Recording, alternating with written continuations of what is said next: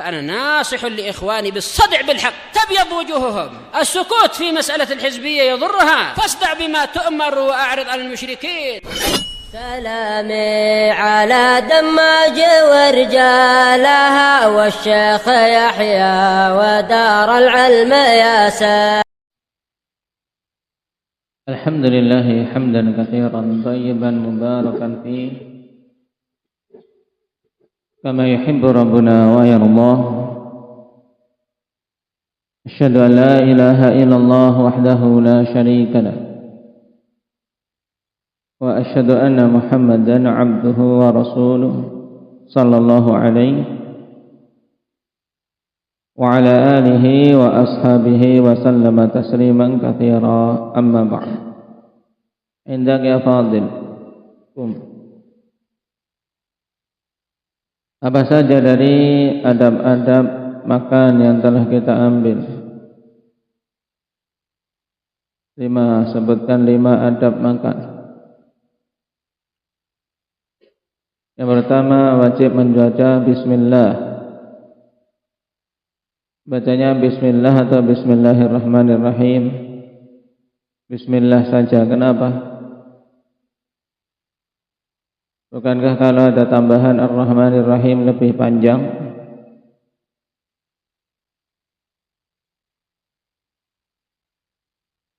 Kenapa enggak ditambah bismillahirrahmanirrahim? Karena dalil secara sharih Nabi sallallahu alaihi wasallam membimbingkan untuk mengucapkan bismillah begitu saja, dan mencukupkan diri dengan apa yang ada dalam hadis itu lebih utama. Cukup mengatakan bismillah. Yang kedua, makan dengan tangan kanan hukumnya wajib bagi yang mampu. Baik. Kemudian yang ketiga,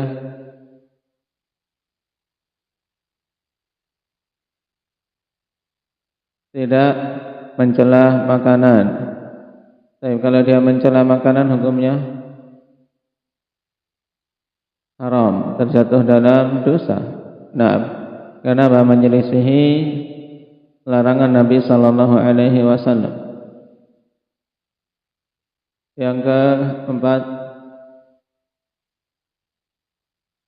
mengambil makanan dari pinggir, tidak mengambil dari tengah langsung, walaupun ketika makan sendirian. Kenapa?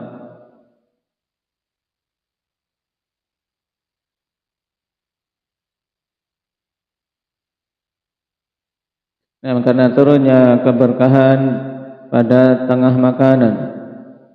Kemudian alasan yang lain apa?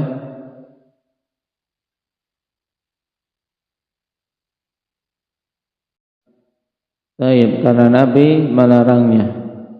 Baik, dan memerintahkan untuk memakan yang dekat dengannya. Wakul mimma yalik. Baik, sudah berapa? 4, satu lagi. Tidak boleh? Baik, tidak makan dalam keadaan dia duduk bersandar miring ke salah satu sisi tubuh ketika makan. Karena Nabi sallallahu alaihi wasallam mengatakan innila akulu muttaqian. Dan ini sifat makannya orang-orang yang menyombongkan diri. Baik, tambahkan lagi adab yang belum disebut. Hendaknya arifkum.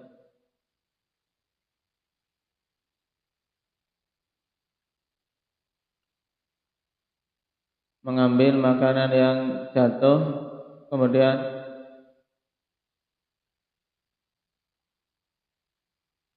dimakan setelah dibuang bagian yang kotor. Kenapa?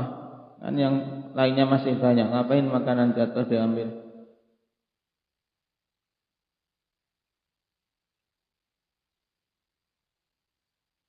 Baik. Pertama, karena itu perintah Nabi sallallahu alaihi wasallam. Yang kedua,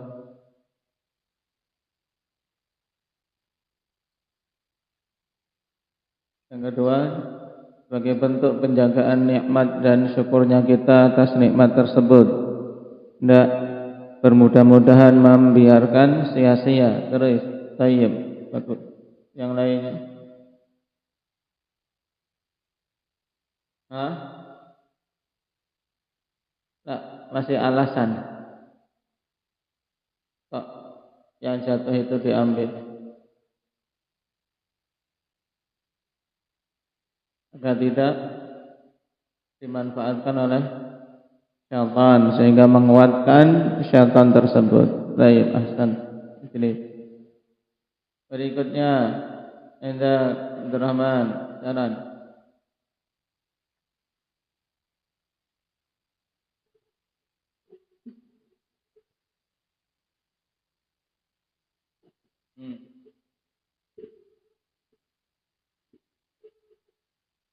Apa?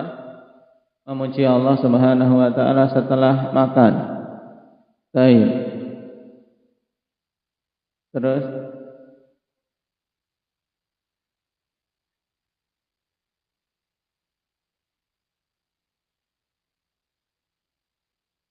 menjilat jari jemari setelah selesai makan sebelum dicuci atau sebelum dilap. Terus tidak menghembus atau meniup makanan dan minuman. Terus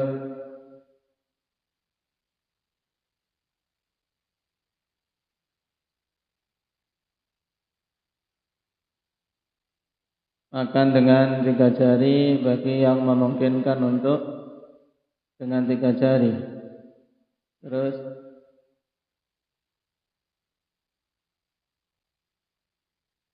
tambahkan hendaknya zikri yang belum.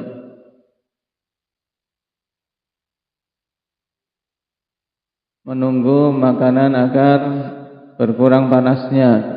Sampai kapan? Sampai dingin? Atau gimana? Nunggunya sampai dingin. Nah, sampai asapnya tidak mengepul lagi. Baik, terus habis, sudah? Ada yang belum? Hah? Terakhir mencuci tangan. Baik. Ahsantum. Sekarang kita lanjutkan berkaitan dengan adabul utas. Adab ketika bersin. Qala Syekh rahimahullahu taala walhamdu ba'dal utas wa tashmitul 'atisi idza hamidallah. Membaca alhamdulillah, memuji Allah setelah bersin, dan tashmitul 'atis, menjawab bacaan alhamdulillah dari seorang yang bersin dengan mengucapkan yarhamukallah. Ini ungkapannya dalam bahasa Arab tashmid.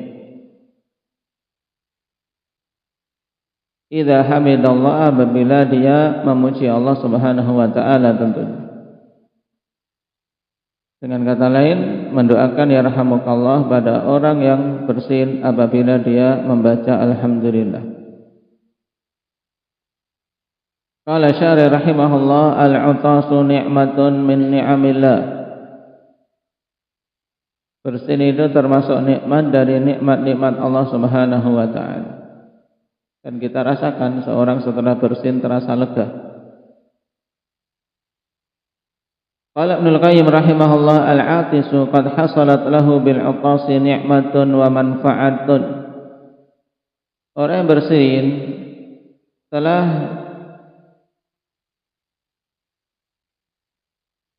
didapatkan olehnya dengan sebab bersin tersebut kenikmatan dan kemanfaatan.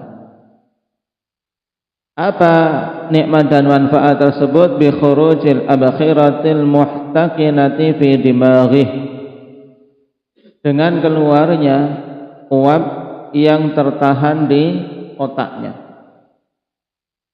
Baik. Allati law baqiyat fihi ahdathat lahu adwa'un asirah, yang apabila uap di otak itu tertahan kawan. Tidak bersin, otak kok nggak bersin sama sekali, nggak bisa bersin.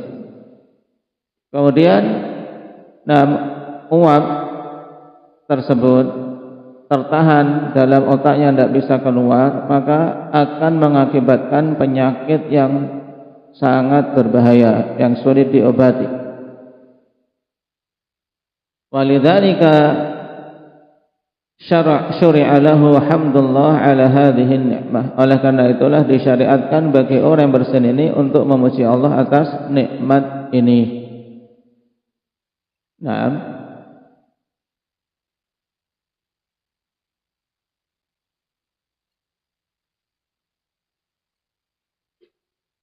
Sebagai bentuk syukuran atas apa yang Allah Subhanahu wa taala berikan.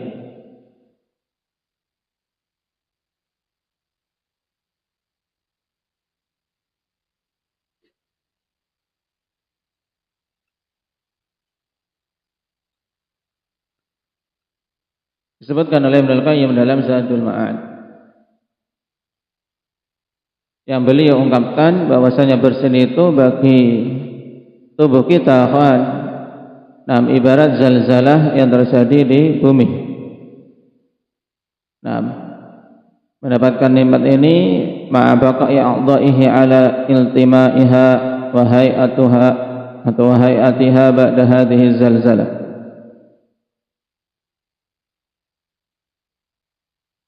Allati hiya lil badani ka zalzalatil ardi laha. Dia bersin, kemudian anggota-anggota tubuh masih tetap ala ilti'amiha wa hay'atiha, dalam kondisi semuanya serasi. Taib, kondisi seimbang. Makanya orang setelah bersin kan terasa lega. Taib. Qala masyri'atu wa masyru'iyatu tasmitil 'atis wa raddin fiha taib warada wa masyru'iyatu tashmitil 'atis warada fiha hadithu Anas bin Malik radhiyallahu anhu.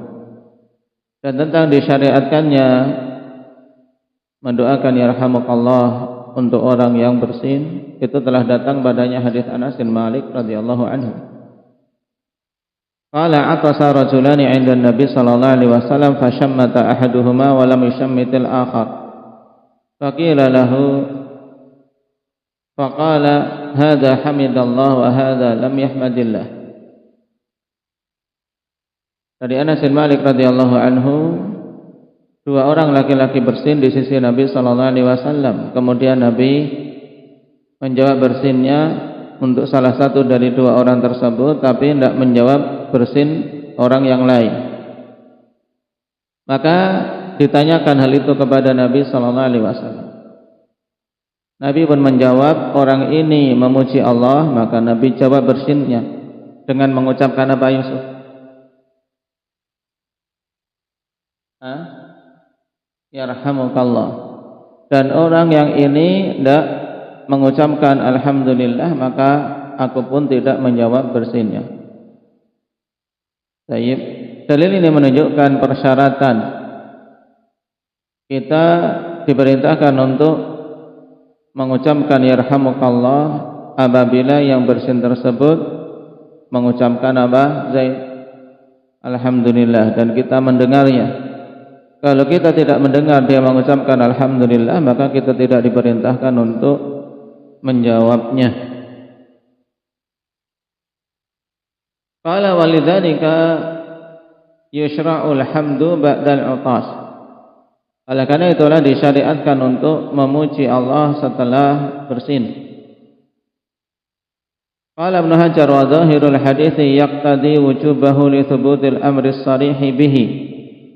Dan zahir dari hadis menuntut atau berkonsekuensi wajibnya apa?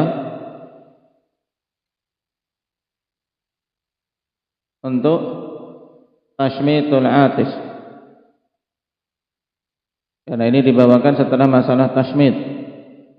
Walakin naqala Nawawi al-ittifaqa 'ala al-istihbab, akan tapi Imam Nawawi menukilkan ittifaq atas kesunahannya. Baik. Adapun untuk tasmitul atas ikhwan, maka yang rajih itu adalah fardun. Baik, yang sunnah adalah mengucapkan alhamdulillah. Dan perlu dicek yang dimaksud oleh Ibnu Hajar, na'am, ala wujubih yaqtadi wujubahu, berkonsekuensi wajibnya, ini hak kembali ke apa?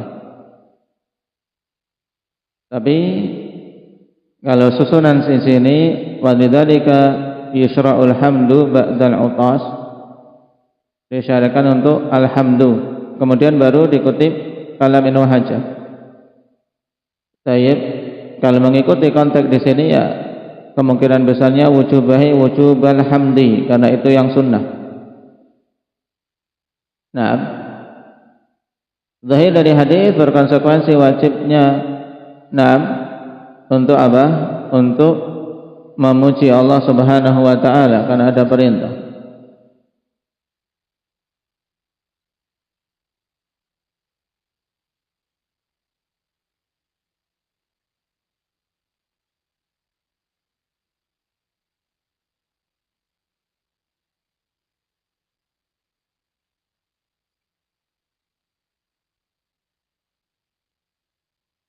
Tapi Imam Nawawi menukilkan ittifaq tentang kesunahannya. Nah, ini yang menjadi iskal. Kalau alhamdulillah memang cuman hadis akan menunjukkan perintah, ya perintah pada apa? Tasmitul atis.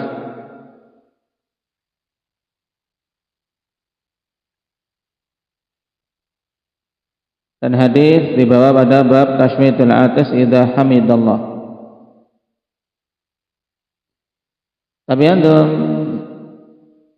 beri catatan kesimpulannya untuk bacaan alhamdulillah hukumnya sunnah, dan menjawabnya yarhamukallah ketika kita mendengar maka hukumnya fardu kifayah. Ini kesimpulan dari dalil-dalil yang ada. Atau apa? Menjawabnya untuk mengucapkan yarhamukallah itu fardu ain atas orang yang mendengarnya.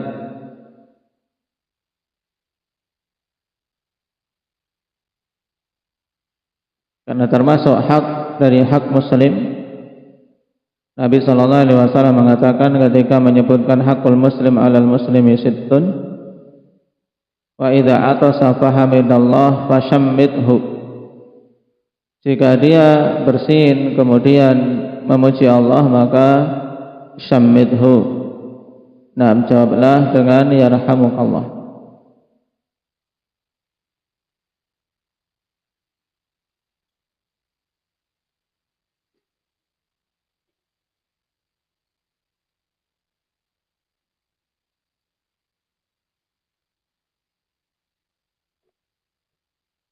Qala wa yadullu alaihi hadits Abi Hurairah radhiyallahu anhu anin Nabi sallallahu alaihi wasallam qala idza atasa ahadukum falyaqul alhamdulillah.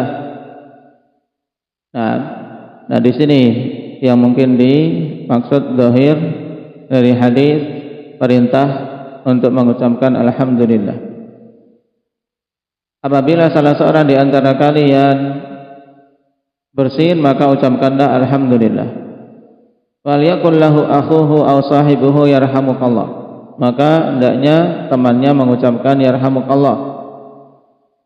Fa idza qala lahu yarhamukallah falyaqul yahdikumullah wa yuslihu balakum. Jika temannya mengucapkan yarhamukallah, maka hendaknya yang bersin tadi membalasnya lagi yahdikumullah wa yuslihu balakum. Pada tasmid doa untuk rahmah, semoga Allah merahmatimu. Kemudian jawaban dari orang yang bersin, doa hidayah dan kebaikan keadaan. Menambah, didoakan satu, adabnya untuk kita ketika mendoakan lebih. Nabi bimbingkan, yahdikumullah, semoga Allah memberikan hidayah kepadamu, wa yuslihu balakum, dan memperbaiki keadaan. Baik. Nah, kenapa kita katakan tadi bahwasanya membaca alhamdulillah itu hukumnya sunnah, tidak sampai wajib? Karena hadis Anas, Nabi sallallahu alaihi wasallam tidak mengingkari orang yang tidak bersin. Ketika apa? Orang yang tidak apa? Membaca tahmid ketika bersin. Nabi tidak mengingkarinya. Cuma Nabi tidak membaca yarhamukallah untuknya. Menunjukkan tidak sampai tingkatan wajib. Kalau seandainya wajib, pasti Nabi akan menegur dan memerintahkan baca alhamdulillah. Baik. Ini tentang alhamdulillah. Ya, alhamdulillah hukumnya sunnah, dan itu yang dinukilkan ittifaq. Wa tashmitul 'atis ma'murun bihi wa mandubun ilaihi wa huwa min mahasini dinina. Dan tashmid terhadap orang yang bersin itu diperintahkan dan dianjurkan, dan itu termasuk dari kebaikan-kebaikan agama kita untuk saling mendoakan. Wa tashmitu bimakna doa, dan tashmit itu maknanya doa, mendoakan orang yang bersin dengan doa apa tadi? Hendak ya Huzaimah, ya rahmukallah, yang diminta dalam doa itu apa? Yang diminta dalam ucapan ya rahmukallah itu minta apa kepada Allah? Meminta rahmat. Baik. Wa tashmitu bimakna doa. Fa'anil Bara' ibn Azib radhiyallahu anhu qala amarana Nabi sallallahu alaihi wasallam bisam'in wa nahana an sam'in fadzakara wa tashmital 'atis. Dari Bara' ibn Azib radhiyallahu anhu beliau mengatakan Nabi sallallahu alaihi wasallam memerintahkan 7 perkara dan melarang kami dari 7 perkara. Kemudian beliau sebutkan di antaranya adalah yang diperintahkan adalah tashmitul 'atis. Qala wa tashmitul 'atisi fardun 'alal kifayah idza fa'alahu man yakfi saqata 'anil baqil. Ini salah satu qaul. Nah, bahwasanya menjawab orang yang bersin itu adalah hukumnya fardul kifayah. Apabila telah melakukannya orang yang cukup jumlahnya, maka gugur dari yang lain. Nah, baik. Tapi dalil yang dijadikan setelahnya, ditetangkan setelahnya ini menunjukkan fardunya bukan sekedar kifayah tapi fardu ain. Perhatikan hadisnya. Wala yanbaghi tarkuhu, tidak boleh, tidak sepantasnya untuk ditinggalkan. Li hadis fa idza atasa ahadukum wa hamidallah kana haqqan ala kulli muslimin sami'ahu an yaqula lahu yarhamukallah. Apabila salah seorang di antara kalian bersin dan memuji Allah, maka hak, yaitu hakun wajibun atas setiap muslim yang mendengarnya untuk mengucapkan yarhamukallah. Baik, maka ini yang rajih hukumnya fardu ain karena hakun ala kulli muslim sami'ah. Ini syarat. Nah, setiap muslim yang mendengar dia bersin dan mengucapkan alhamdulillah, itu yang dituntut untuk mendoakan yarhamukallah. Berarti depan tadi akhwan itu yang dimaksud adalah apa? Alhamdulillah. Baik. Maka dhamir ini dikasih penjelas. Wa dhahirul hadits yaqtadi wujubahu ay wujubal hamdi. Yang di depan tadi. Wujubahu dikasih keterangan biar tidak bingung lagi. Ay wujubal hamdi, yaitu wajibnya untuk membaca alhamdulillah. Cuman telah kita sebutkan tadi ada ittifaq yang dinukilkan oleh Imam Nawawi tentang sunnahnya, juga ada sharif. Ada yang memalingkan dari perintah ini, yang memalingkan apa? Muhammad Aceh. Sehingga kita katakan sunnah untuk membaca alhamdulillah, tidak wajib. Baik, karena Nabi sallallahu alaihi wasallam tidak mengingkari seseorang bersin kemudian tidak membaca alhamdulillah. Hanya Nabi tidak mendoakan dia yarhamukallah. Sighul hamdi wa tashmid. Sekarang sighah dari alhamdu dan sighah tashmid. Di sini ada 4 sighah. Sighul hamdi alhamdulillahi rabbil alamin. Kemudian membaca yarhamukallah untuk tashmidnya. Kemudian raddul atis, bacaan orang yang bersin untuk menjawab doa saudaranya. Yang pertama, yaghfirullahu lana walakum. Ini pada riwayat Ahmad. Demikian pula Al-Hakim secara mauquf dan marfu'. Disahihkan oleh Syalbani rahimahullah. Kemudian yang kedua, alhamdulillahirabbil alamin, dijawab yarhamukallah dan dijawab yahdikumullah wa yuslihu balakum. Yang ketiga cukup mengatakan alhamdulillah, dijawab yarhamukallah, kemudian dijawab lagi yahdikumullah wa yuslihu balakum. Sighah yang keempat, alhamdulillahi ala kulli hal, kemudian dijawab yarhamukallah dan didoakan yarhamukallah dan dijawab oleh yang bersin yahdikumullah wa yuslihu balakum. Baik, riwayat ini bisa dilihat dalam catatan kaki. Nah, dan riwayat yang paling sahih adalah apa? Yang ketiga. Yang ketiga dengan apa? Mengucapkan alhamdulillah, jelas ucapkan alhamdulillah, kemudian didoakan yarhamukallah dan dibalas yahdikumullah wa yuslihu balakum.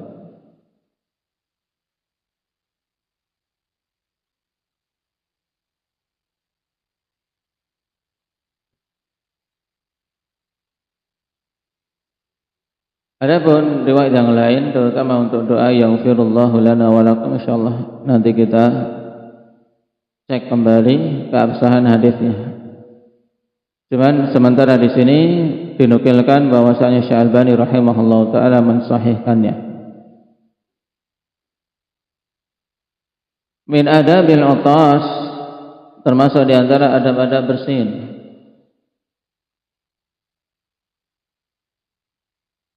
Istihbabu khafdis sauti 'indal utas. Disunahkan untuk berusaha merendahkan suaranya ketika bersin, jangan diloskan, jangan dikeraskan sekeras mungkin, tapi berusaha ditahan, direndahkan, bukan ditahan seperti menguap, karena ini bermadarat malah, tidak bisa bersin ditahan, cuman apa? Suaranya direndahkan. Fakadzalika wat'ul yadi aw thawbi 'alal fam, demikian pula meletakkan tangan atau kain atau pakaian atau sapu tangan di mulut. Kenapa? Wadzalika hatta la yuz'ijal akharin wa la yatira syai'un min famih. Ya demikian itu agar tidak mengagetkan orang lain dengan suaranya yang keras dan tidak terbang sesuatu dari mulutnya, ya, terlempar sesuatu dari mulutnya, apakah itu ingus atau kuman-kuman atau air liur yang menjadikan orang lain jijik. Rawa Abu Hurairah radhiyallahu anhu anna Nabiy sallallahu alaihi wasallam kana idza atasa ghatta wajhahu bi yadihi aw bi thawbihi wa ghatta biha sautah. Diriwayatkan oleh Abu Hurairah bahwasanya Nabi sallallahu alaihi wasallam dulu apabila beliau bersin, beliau menutup mukanya dengan tangan beliau atau dengan pakaian beliau, kain yang ada. Kemudian wa ghadda biha sautah, dan beliau berusaha untuk melirihkan suaranya. Nah, tidak diloskan, tapi berusaha ditahan sedikit, dilirihkan. Hadis ini dikeluarkan oleh Imam Tirmidzi Dan Syalbani rahimahullah ta'ala dalam Ar-Rawd An-Nadhir mengatakan hasanun sahih. Ada dihasankan oleh Syalbani rahimahullah ta'ala. Dan kata Ibnu Muflih, wa yusannu an yughattiyal 'atis wajhah. Disunahkan untuk seorang yang bersin menutup wajahnya berdasarkan hadis ini. Wa yakhfidha sautah, dan melirihkan suaranya. Illa biqadri ma yasma'u jalisuhu liyushammitah, kecuali kadar yang bisa didengar oleh teman-temannya agar didoakan. Jadi tetap ada suaranya, cuma tidak sampai terlalu keras.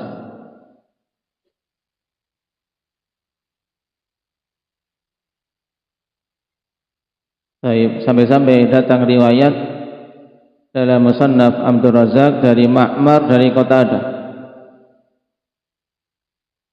sab'un minasyaitan, 7 perkara itu asalnya dari syaitan. Fadzakara minha syiddatal 'utas. Kemudian beliau menyebutkan diantaranya kerasnya ketika bersin. Bersin biasa itu bagus, tapi kalau sampai sangat keras itu jadinya dari syaitan, karena mengganggu orang. Bayi-bayi bisa jadi nangis, kaget. Jadi syiddatul utas ini buruk sampai diungkapkan termasuk minasyaitan, ya, dari syaitan dorongannya. Kenapa? Karena syaitan kan mendorong untuk mengganggu. Adab yang kedua, at-tashmitu thalathan. Ketika menjawab yarhamukallah itu sampai 3 kali. Ketika bersin dia mengucapkan alhamdulillah, kita jawab. Ketika bersin lagi kita jawab lagi. Ketika bersin yang ketiga ini sudah. Famazada fahuwa zukam. Karena kalau sudah 3 kali kok bersin lagi, maka itu adalah bersin karena flu, karena sakit. Li hadithi Salamah ibn al-Aqwa anna Nabiya sallallahu alaihi wasallam atasa rajulun indah. Hadis Salamah ibn al-Aqwa, bahwasanya ada seorang laki-laki bersin di sisi Nabi. Faqala yarhamukallah, Nabi doakan. Tsumma atasa ukhra faqala lahu Rasulullah sallallahu alaihi wasallam ar-rajulu masqum.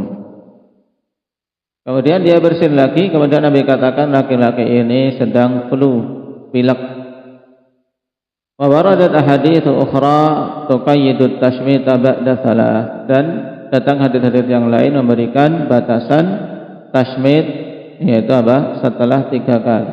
Dalam artian kejadian tersebut bukan sekali kemudian Nabi langsung tidak mendoakan, tapi setelah 3 kali.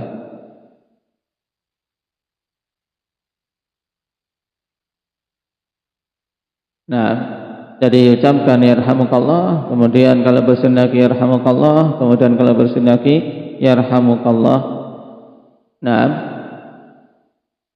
Karena dalam hadis Abi Hurairah yang dikeluarkan oleh Abu Dawud disahihkan Syalbani, idza atasa ahadukum falyushammithu jalisuhu fa in zada ala thalath fa huwa mazqum wa la yushammitu ba'da thalath. Ini zahir yang sangat jelas dari lafaz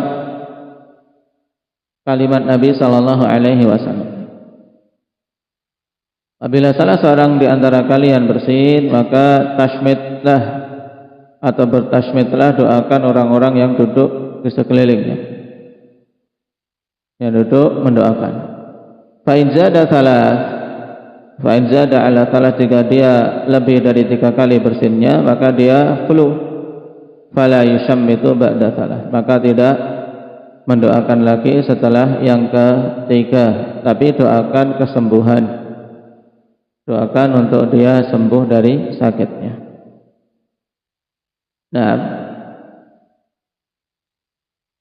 Sebagaimana kata Ibnu Al-Qayyim rahimahullah, wa qauluhu fil hadits ar-rajulu mazgum tambihun ala du'a lahu bil afiyah. Ya, orang ini sedang flu. Ini tanbih untuk mendoakan dia agar sehat. Berarti didoakan bagaimana? Raihan?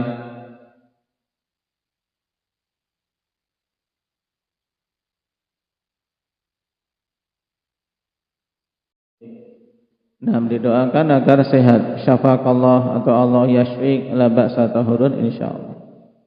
Jadi doa ini diambil dari tanbih Nabi sallallahu alaihi wasallam ar-rajulu maskum, untuk kita doakan. Baik.